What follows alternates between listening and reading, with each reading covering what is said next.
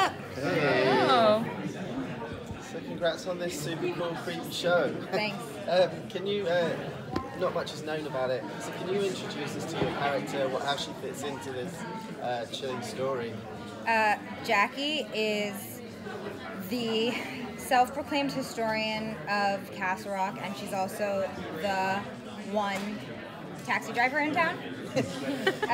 She is, like many King fans, probably some of you, a huge fan of the history of Castle Rock. She's really proud of being from Castle Rock. She has grown up on all these legends of all of these supernatural, scary things that have happened in this town, but nothing's ever happened while she's been alive. And it was described to me at the beginning by Sam, one of our writer-creators, that it's like as if you're from New York City now, you've heard about New York City in the 80s, and you feel really cool because you're from downtown, but like you never went to CBGB's. It's like that, where she just like could not love like macabre and horror more, but she's like fucking bummed because like she's like, where is it? Like, why isn't the town producing anything scary for me? Until the very beginning of the series, Henry Deaver shows up. She catches wind that there was this person, this young man thing found in the basement of Shawshank Prison, and she's like, fuck yes, let's go. Like, this is what I've been waiting my whole life for. And so she's also like, she's kind of like the town Snoop. She's always like getting her nose in everyone's business, and yeah. What is the craziest cab ride that you've ever taken? You'd be willing to share, probably. One time I got picked up by a Lyft driver, and he had a person in the front seat, which was weird, but I was like, all right. But neither of them spoke any English, not even left or right, like turn left or turn right. And he fully stopped on the freeway. Like, we were going 70 miles an hour, and he just stopped. Yeah, it was really scary. And I was like, you need to pull over, you need to pull over, you need to pull. And finally I convinced him, and I got off like on the side of the freeway, and then like walked and found a new car ride. Yeah, that was really scary. So your character in the show, she's the character that knows the whole history. Yeah. Does that mean you had to do a lot more research than everyone else? Yes. I mean, like, I do rely on the scripts, but through working on this show, I've learned a lot about Stephen King. I didn't know much before we started. And how much do you know now? I don't know. You want to test me? Please don't. What did that research involve? Were you just picking up every novel?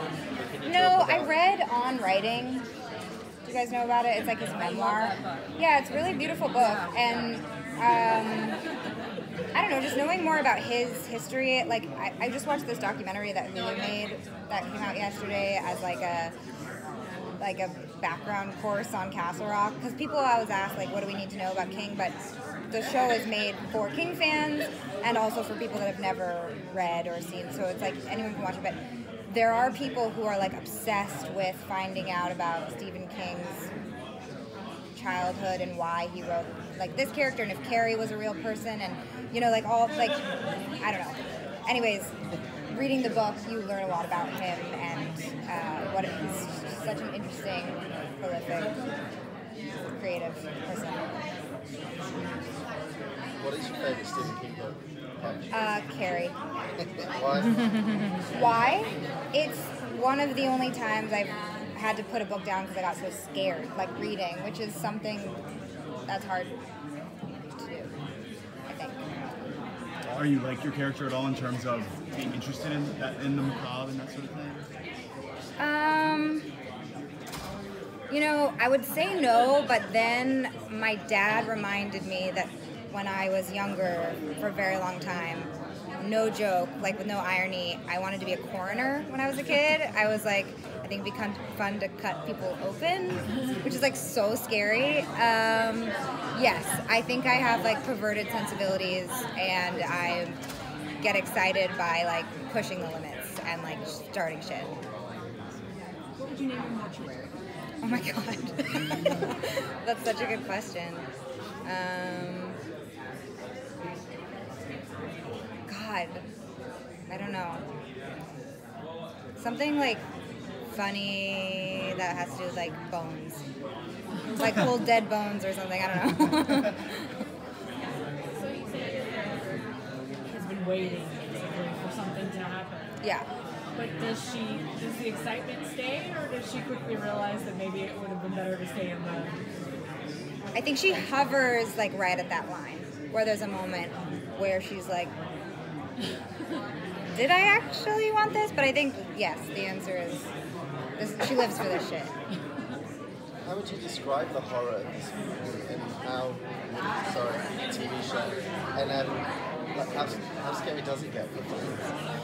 I haven't seen the show yet, so I couldn't tell you how scary it gets, but it's small town mystery. You know? Like, it's small town supernatural mystery thriller. I think it's more creepy than jump scare. Psychological. Yeah, but also like straight up horror. Has anything ever given you chills? My character is not. My character, like I said before, is more like a fangirl, and so she has levels more of comedy. So no. What do you fangirl over? Apart from Bones. Sissy Spacek. What do I fangirl over? Anything that has to do with Twin Peaks. Yeah, those are the things I can think of off the top. What do you feel like the comparisons between this and Twin Peaks? That kind of weird vibe. I think they're similar. I as a viewer love small town mysteries like Top of the Lake, Broadchurch, Twin Peaks. I just watched The Sinner, which I really loved. I like. There's just a lot of juiciness and like growing up in the same area and like history, family history, generational history, like where everyone knows kind of each other's shit and can use it against one another. And I find that as a viewer to be the most compelling. If you could work with another actor for a cameo or guest on the show who's already been in a Stephen King universe film or show, who would it be? Obviously not Sissy. Jack Nicholson. For sure. How good are you at driving? How good am I? Yeah. Fucking great driver. Would you be a good taxi driver? I mean, yeah, I would definitely be a good taxi driver. Good sense of direction. I was a pizza delivery girl when I was in high school, before iPhones came out, because I'm that old. So I would like drive around without GPS and like deliver pizzas on time and shit. So yeah, I'm a good driver. Some of the backstory of the character is the decision to be a taxi driver kind of bent towards her desire to talk to people and find out. I think so, yeah. Keep strong, you know. Thank you. Thank you.